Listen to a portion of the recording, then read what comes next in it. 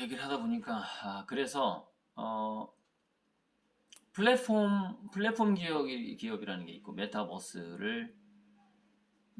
내에서 그 시스템을 장악한, 어떤 이권이라고 할 수 있겠죠.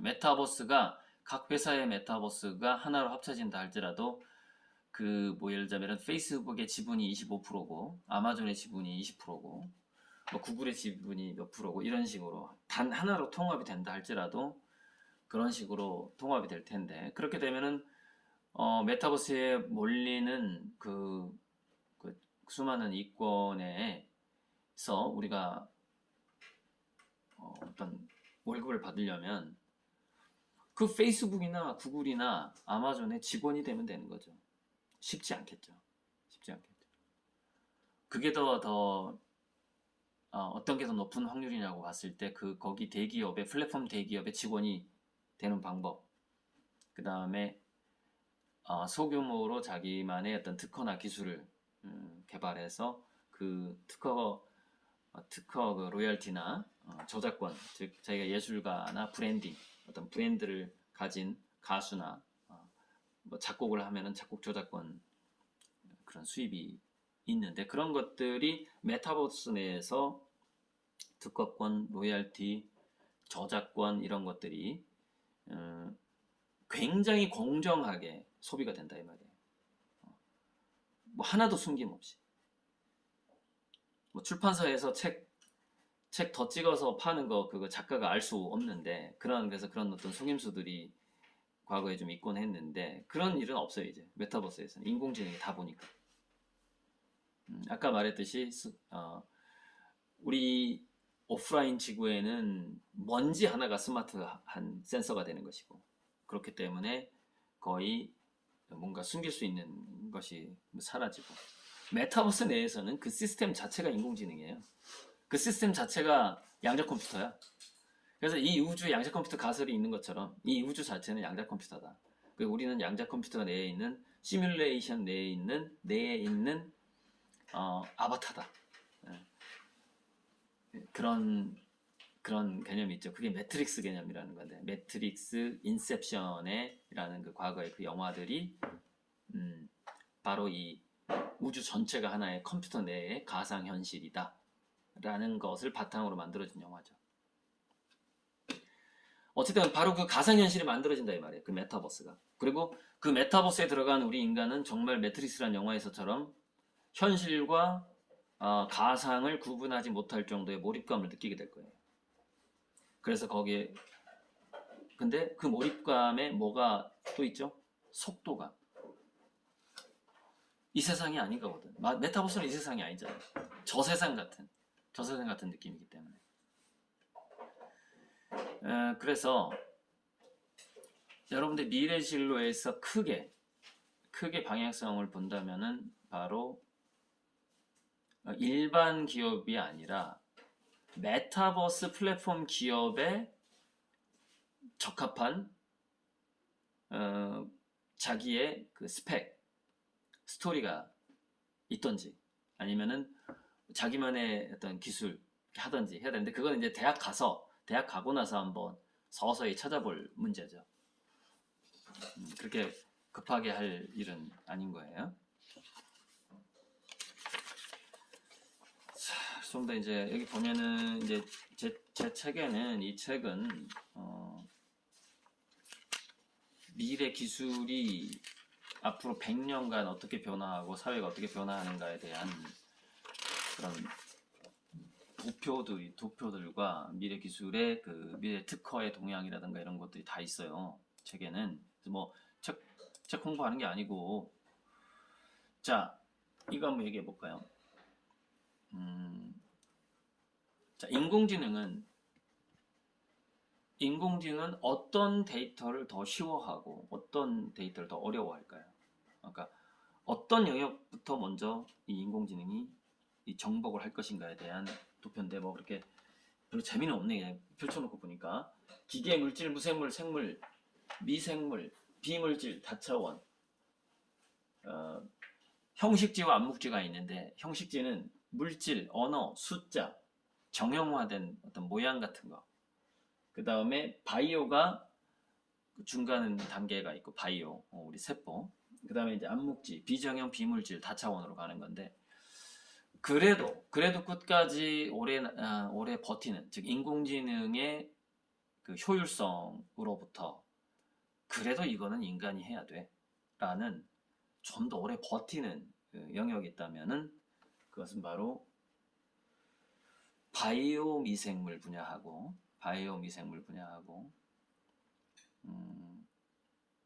그 다음에 인문학적인 분야죠. 인문학적인 분야. 생물학이 인문학과 기술과학의 중간쯤에 있다. 이렇게 생각하면 되는데 그 기술과학공학이라는 것이 아무래도 인공지능에게 먼저 인공지능이 활동하는 영역이 돼버리는 것이고, 그러다 보니까 사실 인공지능 로봇을 먼저 선점한 기업들이 이 오프라인에서는 굉장한 부를 다 가져가게 되고, 그러니까 무인 카페 같은 거죠. 무인 카페에 로봇을 설치한 그 사장은 한 명이에요. 지금 영국인가 가면은 80개 편의점이 있는데 80개 무인 편의점의 주인이 한 명이에요. 한 명. 고용된 사람이 아무도 없어요. 아무도.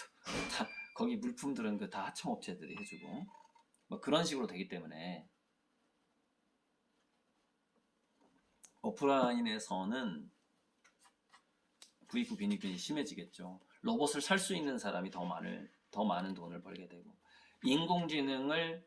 여러분 인공지능을 저기 지금 얼마인지 모르겠는데 길병원하고 인공지능 왓슨, IBM의 왓슨 의료 그 홈페이지 접속료가 제가 알기로는 1년에 10억으로 알고 있거든요. 10억을 내고 인공지능을 쓰던지 말던지 이건 겁니다. 그러니까 병원의 입장에서는 그 10억이 큰 돈이 아니기 때문에 우리나라에서도 뭐 지금 뭐 열 몇 개의 병원이 그 암 진단에 있어서 IBM 왓슨을 도입했을 것 같은데, 지금 제가 그쪽에 지금 좀 약간 관심을 안 가진 지 오래돼가지고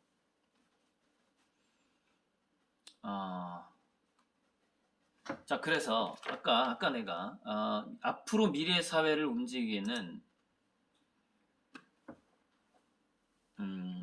우리가 염두에 두고 앞으로 100년 동안을 대비해야 되는 어떤 몇 가지 요소들이 있다.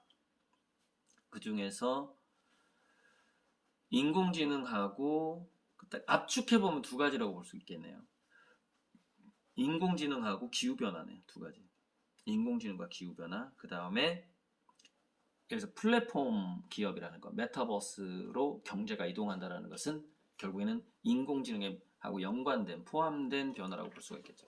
크게 보면은 인공지능과 기후변화다. 그 두 가지가 앞으로 여러분들의 삶과 진로에 굉장한 기회가 될 것이다.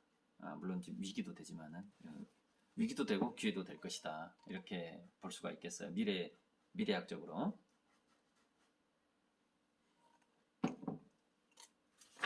제가 처음에 제 소개를 이렇게 제대로 안 한 것 같은데, 저는 미술대학을 나온 화가예요. 제 그림 하나 보여드릴게요. 네, 보이죠? 이 그림 눈동자의 우주를 이렇게 그린 제 그림인데 요즘에 아주 잘 팔리고 있는 종류죠. 이게 아닙니다. 그러면 좀 궁금할 거예요. 아니, 화가가 왜 갑자기 미래학을 공부하게 된 거야? 미래학을. 그죠? 여러분 그 백남준이라고 알잖아. 비디오 아티스트. 그 당시에 백남준의 비디오 아트는 최첨단 과학기술, 과학이라기보다는 공학기술을 동원한 예술작품이죠.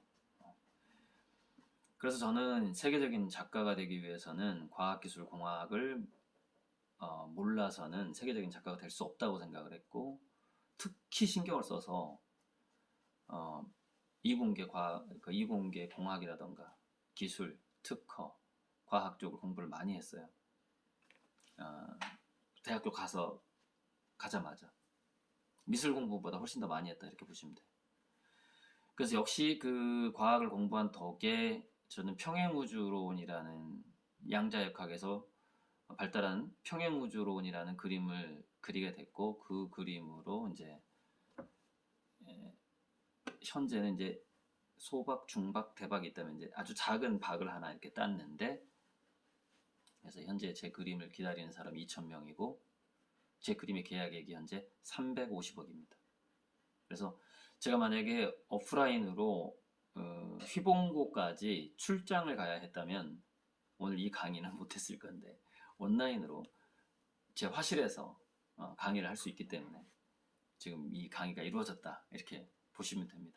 왜냐면 제가 350억원어치 그림을 그리려면 지금 너무 바빠가지고. 자, 그래서 이제 작은 시작이 350억인데 이 점점 더 제가 이제 돈을 많이 벌게 될 거 아닙니까? 그래서 제가 처음으로 약 100억 단위의 돈을 쓰고 싶은 사업이 하나 있어요. 이건 여러분들 미래 진로와도 관계가 됩니다. 왜냐면 제가 상금을 100억을 걸 거니까. 상금을.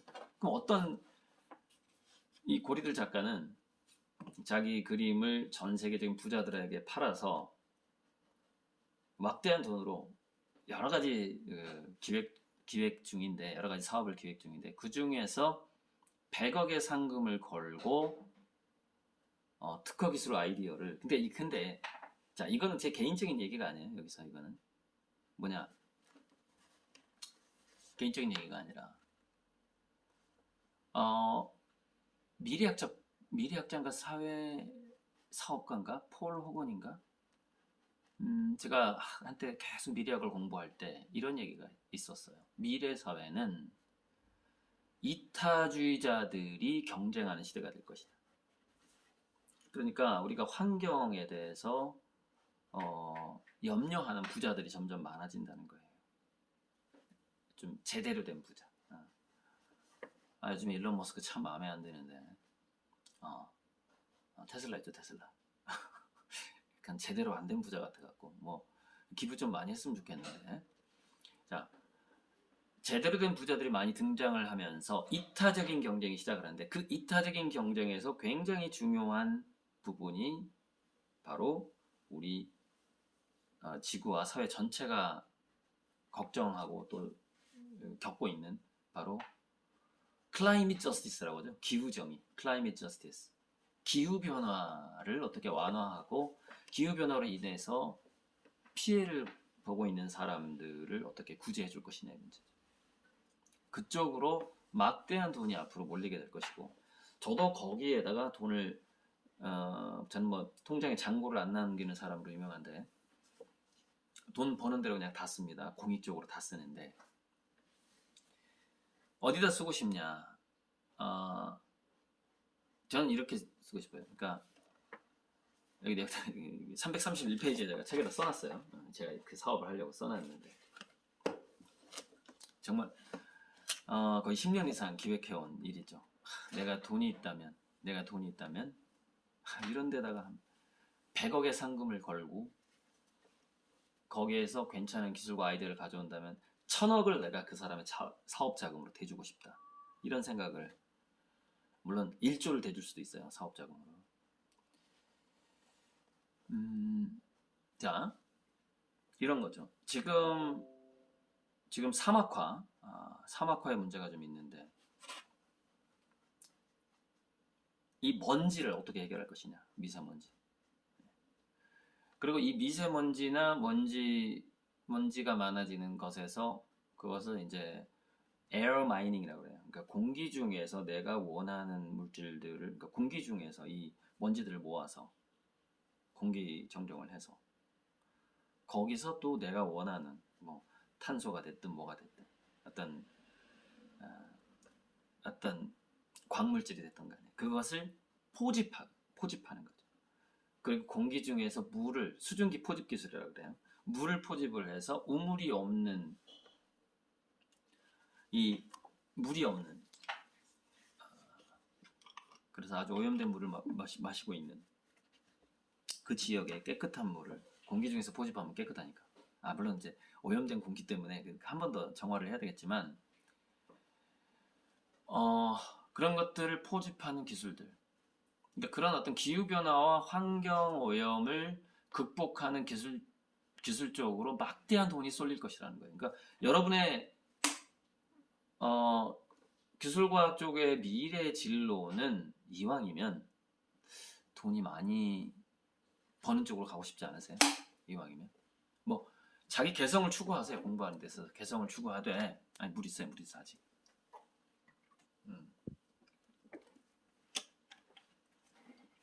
공부라는 것은 하고 싶은 걸 해야 돼. 하고 싶은 거. 제가 잠시 후에 중간에 쉬어가는 타임으로 뇌과학 얘기를 잠깐 하고 싶은데, 자, 에어마이닝 기술하고 바닷물 마이닝이 있어요. 그러니까 지금 이미 기술이 나와 있는 게 바닷물에서 특정 광물을, 그러니까 바닷물에 미네랄이 많이 녹아 있는데 거기서 특정 미네랄만 어, 먹을 수 있는 기술을 우리 한국 과학자가 개발을 했더라고요. 최근 과학 뉴스를 보니까. 그런데 그 바닷물 마이닝이라든가 에어 마이닝이 근본적으로 어떤 이 지구의 기후 변화와 어떤 그 우리 신체에 병을 일으키는 그 미세먼지 문제하고 탄소 농도, 지구의 탄소 농도의 문제를 근본적으로 해결할 수 있는 과학 기술이라고 볼 수 있죠.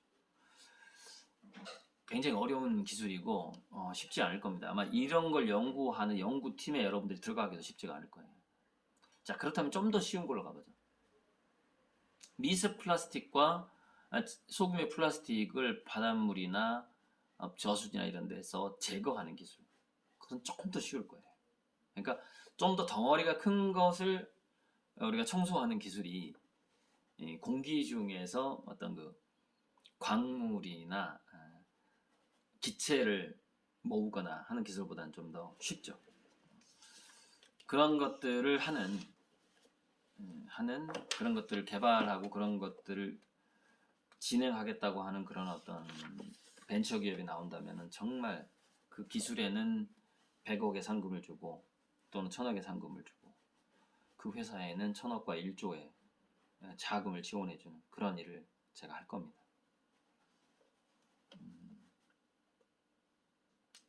자, 그래서 여기 보면 다양한 별 생각을 다 했네. 지진이 났을 때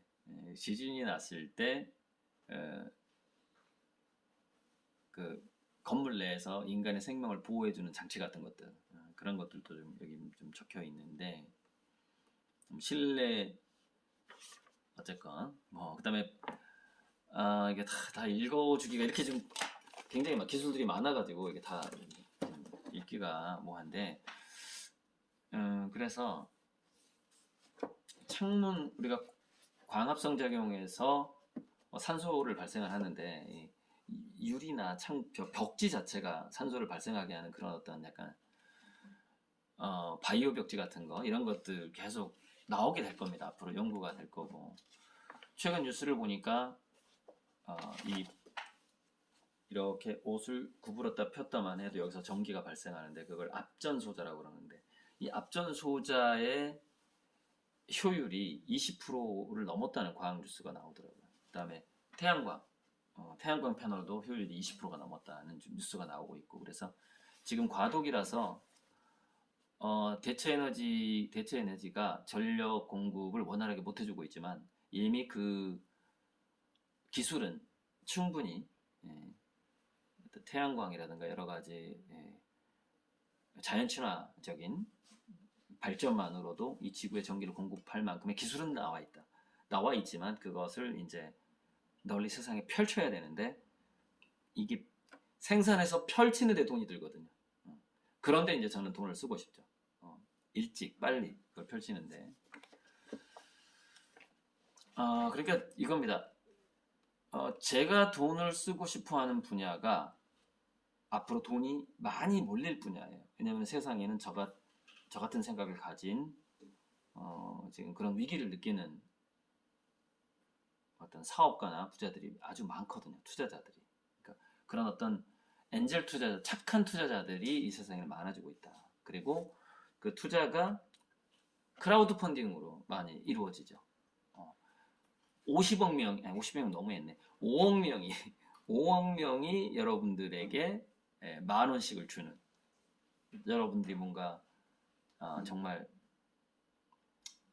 두 가지, 기후변화와 환경오염에 대한 연구를 해서 그런 어떤 나만의 이익이 아니라 모두의 이익을 위한 사업을 펼쳤을 때 5억 명이 여러분들한테 만 원씩을 줄 수도 있죠.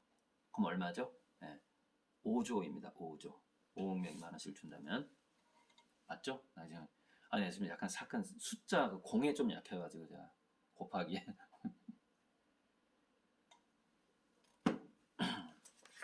학생들이 막 참여했다가 나갔다가 참여했다가 나갔다가 여기 이 강의에 선생님도 계시나요? 한 분이? 안 계신가? 아무 말도 안 들려요. 학생 아무나 얘기 좀 해봐요. 내가 지금 다 내 목소리만 나가고 학생들이 마이크를 닫고 놨어요. 왜냐면은 이유가 있겠지. 닫고 놨어. 그러니까 나는 학생들의 지금 말을 들을 수가 없어. 자, 그래서 자 질문을 이제 봐요. 시간이 불과 40분밖에 안 남았는데 뭐 이제 제가 두뇌 얘기 좀 해줄 테니까, 여러분들의 그 두뇌 개발 얘기를 좀 해줄 테니까, 잠시 해줄 테니까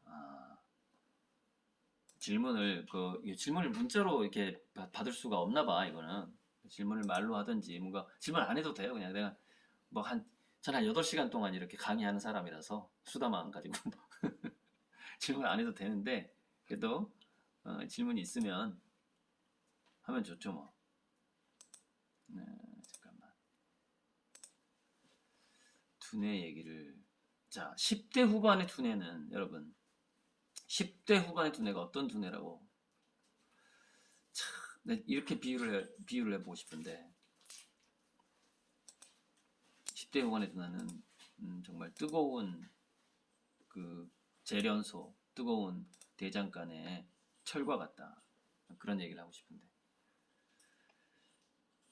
만 15세에서 20세 사이에 일어나는 두뇌에서 일어나는 게 대량의 시냅스 파괴가 일어납니다. 대량의. 그걸 뭐냐면은 두뇌에서는 시냅스의 최대 가지치기의 시대다, 이렇게 그걸 프루닝이라고 그러던가, 가지치기가 있습니다. 가지치기, 이렇게 정원사들이 이렇게 가지를 탁탁탁 자르는데 프루닝이 일어납니다. 무슨 얘기인 줄 알아요? 여러분들이 자, 인간이 15세가 되면 논리적인 능력이 좋아지기 시작하는데, 그것이 왜 그러냐? 두뇌 뉴런과 뉴런 사이에 연결이 좋아지기 때문인데, 그 논리라는 것은 하나의 의미의 망이에요. 의미의 망이 연결이 되면은 논리력이 좋아지는 거예요. 급속도로 논리력이 생기는 반면 만 15세니까 여러분들 지금 16세, 17세 다 해당하는, 여러분들 두뇌 안에서 지금 어떤 일이 일어나고 있는가, 지금 그걸 얘기하는 거예요. 이건 갑자기 동기부여 강의가 됐는데, 진로 강의에서 여러분들 두뇌에서는 논리력이 생기고 있어요. 그러나 10대 후반의 두뇌는 하나를 얻으면 하나를 잃어요. 무슨 얘기냐?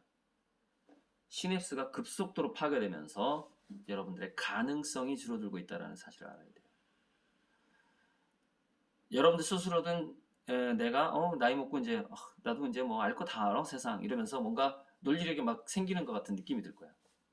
근데 반면에 여러분의 두뇌 안에서는 엄청난 잠재력이 파괴되고 있다. 그래서 10대 우리 한국 나이로 15세에서 20세 정도가 되면은 두뇌에서 시냅스가 급속도로 죽습니다. 1초에 5,000개가 죽는다는 이 시각세포 쪽을 보니까 1초에 5,000개가 살아서 똑딱한 5,000개가 시냅스가 워낙에 많은 거죠. 시냅스가 숫자가. 그래서 10대 때는 여러분 우리가 창의성 교육 하는데 예? 창의성 교육 하는데 창의성 교육이라는 것은 예를 들어서 12세 이전에 이 도표로 보면은 창의성 교육이라는 건 언제 해야 되느냐? 초등학교 때 하는 거예요. 초등학교 때. 중학교 한 2학년까지 최대. 예. 이렇게 두뇌에서 뭐랄까 두뇌에서 그 최대 밀도기 시냅스의 최대 밀도기에서 최대 가지치기로 나가기 전에 그러니까 한 중학교 한 1, 2학년 때까지가 창의성 교육이고 그때는 체험 활동도 해야 되고 다양하게 해야 되고 놀이도 해야 되고 해야 돼요. 그러나 14세, 15세가 넘으면 여러분들 어떻게 해야 되는 줄 알아요? 두뇌에서 급속도로 시냅스가 사라지고 있기 때문에 내가 이 사라지는 시냅스들을 중에서 어떤 것을 살리고 어떤 것을 버릴 것인가에 대해서 굉장히 민감해져야 됩니다. 그래서 우리나라의 교육의 굉장히 큰 문제점이 뭐냐? 진로 지도가 너무 늦는다는 거예요. 진로 지도는 원래 중학교 때 들어가야 돼요. 고등학교 때 하면 이미 늦어요. 진로 지도 초등학교 고학년 때 하면 더 좋아요. 더 좋아. 그 뇌과학적인 두뇌 이 시냅스하고 뉴런이 연결되는 그 과정을 봤을 때 일찍 선택, 그러니까 사실은 모든 분야가 7살에서 12살 사이에 선택하면 좋아. 자기 그 진로를. 저도 일찍 그림을 미술대학을 선택했다고 볼 수 있어요. 초등학교 때 계속 미술부였으니까. 초등학교, 중학교, 고등학교 다 미술부였어요, 저는. 잠시 태권도부도 했었고, 고등학교 때 태권도부 했었고. 근데 유단자 되려고 하니까 좀 너무 귀찮아가지고 할 게 많아가지고 다는 안 땄는데 그래서 2단 뒤돌려차기, 옆차기, 뒤차기 제 특기가 돌려차기예요. 순식간에 이 돌려차기가 격투기에서 가장 강력하고 순식간에 상대방을 제압할 수 있는 게 이제 뒤돌려차기인데 그래서 그 격투기 보면 태권도 전공한 사람들 가장 많이 쓰는 게 뒤돌려차기예요. 잠깐 넘어가자. 제가 태권도를 취미생활 한 적도 있었다. 그래서 미술부를 멈춘 적은 없었어요. 그러니까 제가 진로를 굉장히 일찍 선택한 거죠. 일찍 선택한 건데. 자, 그래서 지금 15세가 넘어가 버리면 14, 15세가 넘어가 버리면요. 우왕좌왕하면 안 돼요. 왜 그러냐? 14, 15세 때 내가 진로를 제대로 못 정하고 우왕좌왕하잖아요. 그럼 모든 세포가 파괴돼 버리는 거야. 그 중에 장점을 하나 살려야 될 거 아니야. 장점은 그러니까 이 10대 후반이 되면은 제대로 개발하지 않는 모든 시냅스가 파괴되는 거예요. 잠재력이 파괴되는 거예요. 이게 뭘 보면 알 수가 있느냐? 여러분 기타 배울 때 그 분기점이 있습니다. 초등학교 때 기타를 배우면 그게 잠재의식화돼요. 그게 자기께 완벽하게 그 코딩이 되는 거야 머릿속에서. 잠재의식화되면서 음악만 들으면은 손이 저절로 코드를 잡게 돼요. 그 시기가 있어요. 근데 그 기타나 피아노를 배우는 시기를 딱 넘치잖아요. 그 코드를 잡을 수 있는 능력이 안 생겨. 이미 파괴돼 버린 거야. 두뇌가 파괴돼 버린 가능성. 그 이후에 배우는. 언어도 똑같아요. 언어도 몇 살 이전에 배우느냐, 이후에 배우느냐에 따라서 그 언어의 숙련도하고 유창성이 완전히 차이가 나버려. 여러분의 두뇌는 지금 급속도로 파괴되고 있다는 사실을 알아야 돼요. 지금 어떻게 그 두뇌를 지킬 수 있는가? 이렇게 하세요. 첫째, 빨리 그것이 그 미래에 자기가 그 진로와 그 전공으로 밥 먹고 살지 않아도 돼요. 중요한 건 뭐냐? 빨리 정하고 집중하는 게 중요합니다. 또 하나, 최대한 많은 것을 읽고 외우세요. 그것이 영어 단어가 됐든 뭐가 됐든. 그것이 가능성을 붙잡아두는 방법인데 고통스럽게 외우지 마세요. 왜냐면 고통스럽게 외우면 더 빨리 파괴돼. 더 빨리 외워지지도 않아. 그러니까 여기에는 호모 루덴스가 좀 들어가줘야 돼. 즉 즐기면서 스팸이 일어나는 거야. 두뇌 속에서 즐기면서 뭔가 고통스러우면 안 돼. 그러니까 여기서 아주 접점이 하나 나오죠. 접점이 예, 그러니까 내가 고통스럽게 공부하면 오히려 더 멍청해질 수가 있는 거구나 이걸 생각을 해야 되고 그렇다면 방법이 하나 나오지. 이거는 정말 진로 지도이면서도 아주 현실적인 두뇌 개발에 대한 지금 제가 조언을 드리는 거예요. 자기가 가고자 하는 방향을 일단 정해야 돼. 정하고 나서 그것과 조금이라도 연관될 것 같은 거를 외워야 공부를 해야 좀 더 즐겁겠죠. 내가 목표를 세웠으니까. 그래서 누가 시켜서 하는 게 아니니까.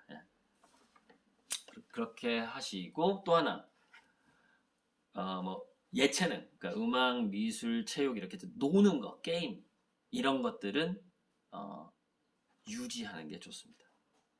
두뇌에서 두뇌가 내가 삶을 즐기고 있구나라는 그 호르몬, 자기가 위로를 받을 때 뇌를 파괴하는 속도가 느려집니다. 그러니까 시냅스가 사라지는 속도가 느려진다 이 말이죠. 그래서 중고등학교 때 예를 들어서 막 맞아가면서 난 뭐 법률가가 돼야 돼, 판사가 돼야 돼, 뭐 이러면서 맞아가면서 만약에 공부를 했다 그러면 되게 외골수적이고 이상한 인간이 돼버립니다 나중에. 그 두뇌가 이렇게 한쪽만 발달하고 한쪽은 완전히 파괴돼 버린 인간이 돼요. 그렇게 그런 인간이 되면은 나중에 어떻게 되죠? 사회에서 격리당합니다. 이상한 인간인 거, 인격적으로 문제가 있는 것이죠. 그러니까 지금 여러분들이 이 진로를 정하고 어떻게 두뇌를 개발하고 하는 것이 여러분들의 그 인격하고도 미래 인격하고도 관계가 되고 그래서 저는 개인적으로 예체능에 대한 어떤 뭐가 경험이 풍부하지 않은 사람을 되게 약간 경계하는 편입니다. 인격적으로 이상할 수 있다. 근데 그것도 제 편견이겠죠. 근데 여기서 예체능이라는 건 다양하게 봐야 돼요. 무슨 얘기냐면은 내가 그림 그리는 걸 좋아했듯이 어떤 사람은 수학 문제 푸는 걸 좋아할 수도 있는 것이거든요. 그 사람이 그 수학 문제 푸는 게 그 사람한테는 예술일 수 있겠죠. 자, 다시 이제 뇌과학 얘기 그만하고 넘어가 보죠. 그리고 이제 뇌과학에서 여러분들이 꼭 알아야 될 거는 뭐냐? 새로운 뇌세포는 70세, 80세, 90세가 돼도 계속 생기더라. 그러니까 우리가 20세, 25세 최대치에 도달했다가 뇌세포가 계속 파괴된다라고 잘못 알려진 거죠. 그래서 최신 뇌과학에서는 우리가 뉴럴 만드는 공장이 있어요. 우리 두뇌 안에. 그래서 계속해서 뉴런이 만들어집니다. 만들어지니까 만들어져서 새롭게 배치가 되죠. 배치가. 뉴런은 그렇게 많이 만들어지진 않아요. 근데 시냅스는 계속 또 만들어져요. 그래서 우리가 이제 나이 먹고 죽은 사람들 이렇게 두뇌를 연구해 보면은 이 사람은 분명히 치매에 걸려야만 하는 증상을 그 두뇌가 해부학적으로 가지고 있는데 죽을 때까지 굉장히 지적인 활동을 하면서 잘 살다가 돌아가신 분들이 있는데 그분들이 바로 나중에 만들어진 뉴런하고 나중에 만들어진 시냅스가 풍부하게 있더라. 그런 연구들이 있으니까 있었는데 저는 지금 참 아까운 거예요. 10대 후반에 여러분들의 그 두뇌가 얼마나 그 공격적인 그 아드레날린과 그런 호르몬에 의해서 지금 뇌세포가 얼마나 빠른 속도로 파괴되고 있는지 그것을 좀 알아야 된다. 뭐 이렇게 느껴지진 않겠지만 근데 또 재밌는 게 뇌세포가 파괴되면 약간 또 쾌감이 와요. 술 먹고 마약 먹고 하면 막 파괴될 때 그때 인간이 약간 쾌감을 또 느끼는데 그러다 보니까 더 빠른 속도로 우리가 도피했을 때 그러니까 진짜 내가 진로를 정하고 내 삶을 사는 게 아니라 그것이 술이나 약물이나 이런 쪽으로 뭐 청소년기에 뭐 술, 담배, 약물 할 수도 있는 거잖아요. 그쪽으로 도피했을 때는 자기의 그 두뇌의 잠재력과 가능성은 더 빠른 속도로 파괴된다. 잠시 기분은 좋을지 모르겠지만 그렇게 생각하시면 되고요. 자 이제 넘어가 보자고 오늘 이제 미래인문학과 진로 지도인데 무엇을 또 얘기를 해볼까요? 제레미 리프킨의 노동의 종말. 제레미 리프킨은 20여 년 전에 노동의 종말에서 2% 일자리를 제외한 모든 일은 자동화가 된다고 경고를 했다. 노동의 종말에서 인간의 98%는 자동화된다. 인간의 일에. 그런 지금 있단 말이죠. 그런 예측이. 그래서 미래 학습들을 보면은 우리가 미래 진로 지도에 있어서 굉장히 중요한 부분들이 좀 나오는데, 이것도 중요한 도표고, 자동화로 본 직업의 전망이라는 이게 2013년에 나온 도표란 말이에요.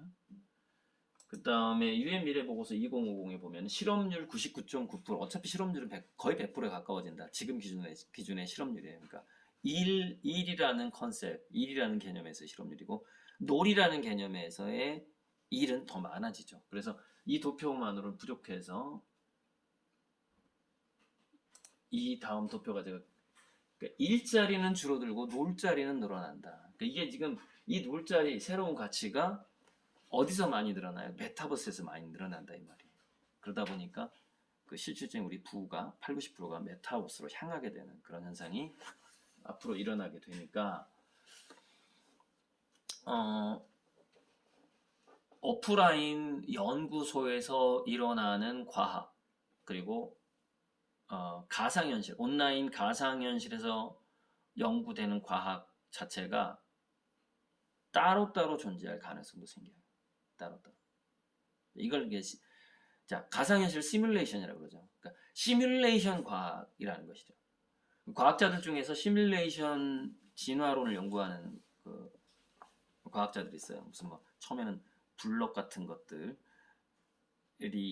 에다가 생명체 특성을 주는 거예요. 그럼 걔네들이 막 사람 모양이 됐다, 동물 모양이 됐다 이러면서 서로 이렇게 다른 세포를 끌어다가 다른 블럭을 끌어다가 자기 것으로 만들기도 하고, 가상현실에서 시뮬레이션 과학이라는 것이 늘어나니까 거기에는 여전히 뭐 코딩이라던가 이런 게 있을 텐데, 근데 코딩이라던가 수학 쪽은 우리 인간이 이러이러한 것을 계산해줘 하면은 인공지능이 계산을 해준단 말이죠. 그러니까 역시 메타버스가 수학적인 매트릭스의 세계이지만, 역시 거기에는 우리 인간의 감성을 염두에 둔 어떤 질문이나 명령 이런 것들 굉장히 중요해요. 그래서 이공계 쪽의 대학을 가더라도 사회학이라든가 문화인류학이라든가 인간의 심리, 그리고 미학적인 어떤 신미한, 보는 무엇이 아름다운 걸 보는 능력, 이런 것들을 충분히 가지고 있는 이공계 학생이 아니면 플랫폼 기업에 취업하기 힘들어요. 왜? 플랫폼 기업에서는 예를 들어서 여러분이 페이스북의 회사 이름이 메타로 바뀐다고 하는데, 메타 여러분들의 취업을 하려면 여러분들이 수학 계산을 잘해서 취업할 수 있느냐? 그게 아니라는 것이죠. SNS 상에서의 어떤 그 활동이라던가 자기만의 그 감성적인 브랜드가 있어야 된단 말이에요. 브랜드. 그 감성이라고 하죠. 감성이라고 하는 건데, 그런 부분들이 있다라는 것.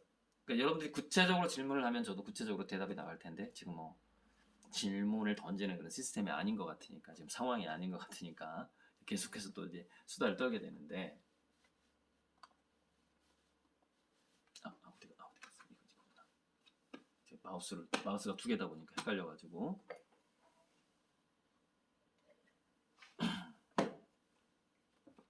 자, 좀 이거 좀 어렵네. 이걸로 봅시다. 이거는 제가 이게 뭐 손으로 그리는 걸 좋아해서, 워낙에 손으로 제가 책을 보면서 이렇게 정리를 하는 건데, 자, 마우스로 이렇게 까딱까딱 하면 보이나요? 마우스로 확대해 볼까? 잠깐만. 이게 크게 보면은, 제가 이렇게 뭐 사자성어 만드는 것도 좋아하는데 맨 밑에다가 이렇게 써놨어요. 창생흥정 사학수술이에요. 그러니까 사실 뭐 이 네 글자의 그 중의법이 좀 있긴 한데 그것까지 설명할 필요가 없고, 자, 창의, 생명, 흥미, 정감이에요. 미래사회 진로에 있어서 여러분이 과학자가 되든 기술자가 되든 창생흥정을 에 대한 감각을 갖고 어떤 진로를 꾸준히 개발하는 게 좋다. 사학수술. 사학수술이 뭐냐면은, 아하, 무슨 얘기냐? 창생흥정이 뜨고 사학수술이 망한다 이런 뜻이에요. 미래가 그 얘기예요. 그러니까 무슨 그래서 어떤 시험을 통과하는 자격증이 조금 약해진다 이 말이에요. 미래 사회는. 그다음에 학. 나 내 전공이 무슨 학이야. 이러면 벌써 경쟁력이 떨어지는 거예요. 그래서 나는 엔잡러야. 나는 이게 하는 일이 많어. 엔잡러야. 또는 내가 전공이 뭐지? 나는 그냥 공부하는 사람인 것 같고 과학 덕후인 것 같은데 내 전공이 뭐지라고 헷갈리는 게 더 유망하다 이 말이에요. 내 전공은 뭐야? 라고 하는 거. 이것 자체가 미래 트렌드하고 안 맞는 거예요. 그 얘기를 하는 거고 그다음에 숫자를 하는 거. 그러니까 그런 것도 좀 안 좋고 그다음에 기술 무슨 기술사 이런 것도 로봇에게 넘어간다. 그래서 사학수술이 분리해주고 창생흥정이 정이라는 이 네 글자가 강해진다라고 제가 밑에다 적어놓은 것이고 ABCD가 나오는데 여기 ABCD가 나오는데 A는 뭐냐? 근데 근데 지금 현재 내가 이 모니터를 보면은 글씨가 이렇게 뒤집어져서 보이는데 여러분들한테 어떻게 보이는지 모르겠네. 누가 좀 글씨가 뒤집어져 보여요. 이렇게 아무도 얘기 안 하니까 알 수가 없는데. 자,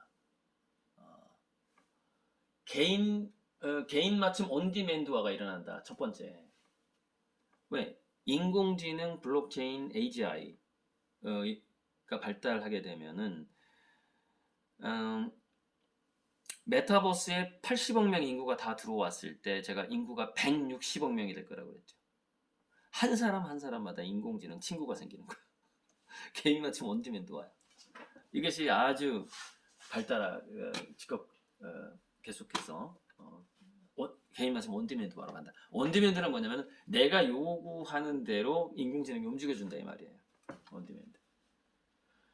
그 다음에 즐기는 창의성 경제가 강해진다. B. 그래서 B는 즐기는 창의성 경제는 굉장히 가파르게 상승하는 것으로 나오고요. A는 온디맨드화가 2000년 지나면서부터 2025년 지나면서부터 굉장히 급속도로 발달하고 궁극적으로는 100%가 된다. 즉, 한 인간마다 한 로봇, 한 인간마다 한 인공지능 아바타가 친구가 생기는 상태가 된다. 그 완전히 메타버스에서 활동할 수 없는 사람들 빼고요. 세 번째, 비정형 복합성 처리가 이거 바이오죠. 바이오 생물학 쪽인데 그쪽도 약 앞으로 한 20, 30년간은 괜찮긴 한데 바이오 쪽도 계속해서 인공지능이 이렇게 들어오는 그 역할을 빼앗는 그 의사 쪽을 한번 여기서 바이오하고 의료하고 같다라고 보면 되는 건데 그런 일들이 쭉 성장하다가 지금 의사 부족하죠? 간호사 의사 부족하잖아요. 언제부터 남아돌 거예요, 간호사 의사가? 지금 계속 부족해요. 2025년 넘어가야 이제 제가 좀 너무 빨리 잡았을 수도 있는데 어쨌건 몇 년 후 가게 되면은 이게 이제 노인들이 많으니까 노인 돌봄 의료 인력이 늘어날 수가 있어요. 간호사가 노인 돌봄이 일어날 수 있는데 그 노인 돌봄이 인력만으로는 해결이 안 되고 이제 원격 의료화하고 인공지능이 또 많이 하게 되죠. 그러니까 노인 돌봄 간호사는 늘어날 수 있지만 그 의사의 수요 부분은 쭉 필요하다가 다시 줄어들 수 있다. 지금 의대를 가려고 하는 사람이 많기 때문에 그래서 의대를 가려고 하는 제가 예전에 그 상상고 여기 전주에 제가 지금 여기 전주인데 전주 상상고 강의할 때 자꾸 공부 잘하는 애들이 의대를 쓴다는 거야. 그래서 이제 상상고에서는 그러니까 모든 고등학교도 그런데 좀 이렇게 명문대를 인원을 많이 합격시키고 싶은데 애들이 의대를 가게 되면 어떡하죠? 지방 의대도 점수가 높잖아요. 그래서 의대, 지방 의대나 이렇게 분산된단 말이죠. 그러다 보니까 예를 들자면 그 스카이라는 그 대학의 인원수가 줄어들어요. 그래서 이제 대학의 고등학교의 입장에서는 그래서 의대에만 막 가는 것을 그 진로지도 교사라든가 별로 좋아하지 않아요. 특히 좀 공부 잘하는 고등학교에서. 그래서 제가 하지만 뭐 저는 솔직히 얘기하죠. 의대를 가는 게 현실적으로 그렇죠. 돈 벌 수 있죠. 그런데 갑자기 도태될 수 있다라는 경고를 한 거예요, 제가. 갑자기 도태될 수 있다. 그래서 의대를 가더라도 반드시 미생물을 같이 전공을 하고 바이오 쪽으로 연구 능력을 키워야 된다. 의사가 되는 것도 공부하기 힘들겠지만 부전공으로 연구 의사가 될 준비를 하지 않으면 갑자기 곤란해질 수 있다. 갑자기 이런 이야기를 제가 상상고에 가서 강의를 한 적이 있습니다. 자, D번이 뭐냐? 그러니까 C가 비정형 복잡성 처리, 그러니까 의료라든가 바이오예요. 이 인력이 계속해서 늘어나긴 하지만 어느 순간에 가면은 양자 컴퓨터 인공지능이 상용화됐을 때 확 꺾일 수 있다 이거죠. D, 단순 반복 노동 고용은 지금부터 벌써 많이 줄어들고 있죠. 많이. 그래서 단순 반복 노동은 계속해서 1970년대부터 줄어들었어요.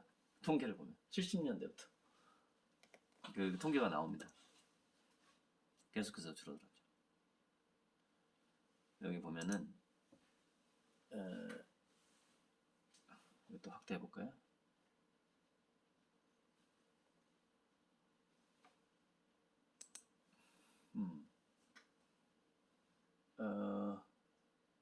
언제부터야 이거? 어쨌건 간에 이게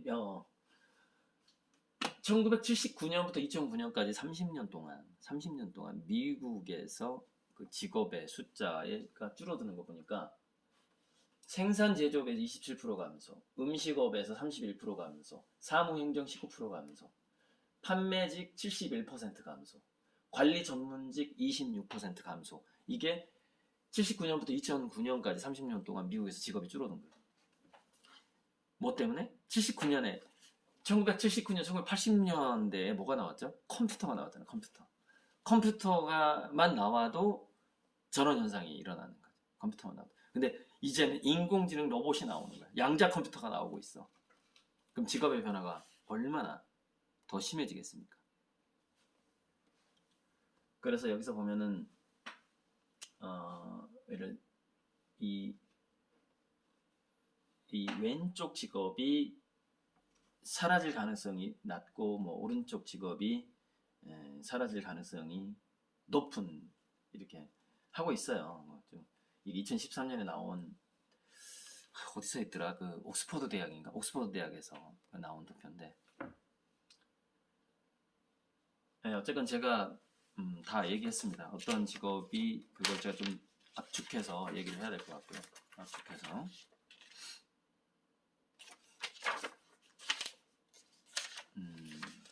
그래서 미래를 예측하고 진로라는 것이 무작정 이렇게 생각해야 됩니다, 여러분. 지금은 여러분들을 고등학생들을 도와줄 만한 전문가가 이 세상에 없어요. 왜? 여러분, 미래 전문가가 있습니까? 미래를 30년 동안 경험해 본 사람이 여러분 주변에 있냐고요. 여러분들 미래를 변해가는 여러분들 미래를 진심 어린 마음으로 조언해 줄 수 있는 사람은 있겠지만 굉장히 그 확률이 높은 예측 능력으로 여러분들에게 조언을 해줄 만한 사람은 드물다. 그래서 미래학자들의 그러니까 저도 이제 아주 다양한 분야를 공부하다 보니까 그러니까 화가적인 영감도 있는 데다가 다양한 분야를 공부하다 보니까 미래학 책을 3권이나 쓰게 됐는데 그래서 제가 한국로봇산업진흥원에서 대한민국의 AI 로봇 정책을 어떻게 할 것인가에 대한 보고서도 로봇산업진흥원을 통해서 청와대에 들어갔고 현재 이 문재인 정부가 채택한 AI 로봇 정책의 85%가 제 보고서하고 일치합니다. 그렇게 해서 그뿐만 아니라 뭐 그 대기업에도 삼성이라는 데 가서도 제가 강의를 했었고 그런 측면에서 지금 글쎄 지금 여러분들이 미래 진로를 결정하는 데 있어서 지금 2시간 강의만으로 굉장히 부족하니까 선생님이나 부모님한테 제 책을 한권 사달라고 하시고 책 광고를 하는 것 같지만 인공지능과 미래의 문학이라는 책은 워낙에 저는 미래 진로에 있어서의 거의 바이블에 가까운 책이다 봐요. 제가 제 책에 대해서 그만큼 많은 생각을 했고 블록체인과 AI에 대한 어떤 제목, 블록체인이라는 제목이 들어가는 우리나라 최초의 책이에요. 이 책이 제가 아는 대학 후배가 블록체인 혁명이라는 책을 번역을 하고 있을 때 이제 여러 번 만나서 그 블록체인 혁명의 책의 내용에 대해서 제가 이제 그 책을 그러니까 그때는 우리나라에 번역본이 안 나올 때니까 한국에서 사서 읽을 수가 없죠. 그러니까 그 후배가 블록체인 혁명이라는 원본을 가지고 있었죠. 그래서 술을 한 3번 마시면서 그 친구랑 블록체인 혁명에 대해서 토론을 하면서 거기에 핵심을 파악을 했고 내가 먼저 빨리 인공지능과 블록체인의 미래에 대해서 책을 써야 되겠다. 그래가지고 엄청나게 빠른 속도로 이 책을 써서 그때 이제 한국 로봇산업진흥원 자문위원회 할 때 이 책을 썼는데 이거를 이제 이렇게 정부에까지 이 책이 전달이 됐죠. 그래서 한번 여러분들이 나는 그 대화를 통해서 막 이렇게 학생들이 저한테 질문하고 저기 강사 선생님 저는 뭐 미래에 무슨 과를 가고 싶은데요. 뭐 괜찮은 과예요? 막 이런 질문들이 나올 줄 알았는데 내가 지금 강의가 제대로 되고 있는지도 모르겠는데 아무런 음성이 안 오니까 봐봐 지금 제대로 있는 거 맞지? 이제 마무리할 시간이 돼서 그래서 마무리 멘트로 이제 한 10분 남았는데 아까는 선생님이 내가 막 얘기하면 대답도 해주고 했는데 지금은 아무도 지금 제 소리 잘 들립니까? 해도 아무도 대답을 안 해주니까 잘 들리고 있습니다. 성기 씨예요? 권성기 씨가 선생님이신가요? 네네. 아 선생님이시구나.